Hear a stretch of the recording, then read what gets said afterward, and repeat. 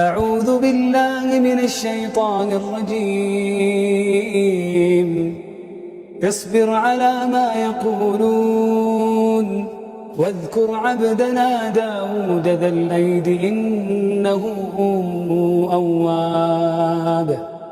إنا سخرنا الجبال معه يسبحن بالعشي والإشراق والطير محشورة كل له أواب.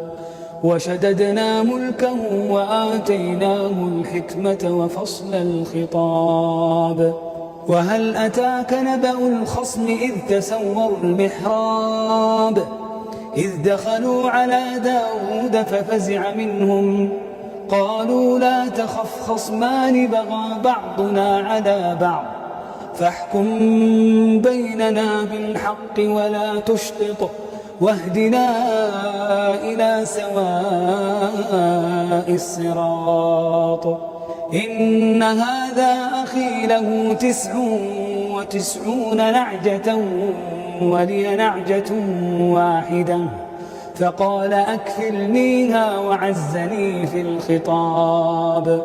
قال لقد ظلمك بسؤال نعجتك إلى نعاجه وإن كثيرا من الخلطاء ليبغي بعضهم على بعض إلا الذين آمنوا وعملوا الصالحات وقليل ما هم.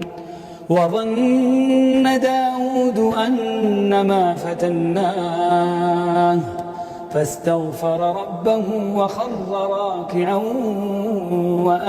وأناب فغفرنا له ذلك وإن له عندنا لزلفى وحسن مآب. يا داود إنا جعلناك خليفة في الأرض فاحكم بين الناس بالحق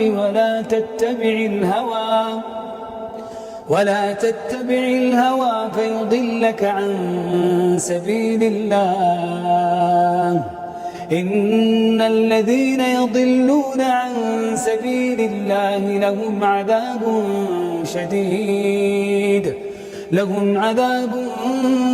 شديد بما نسوا يوم الحساب.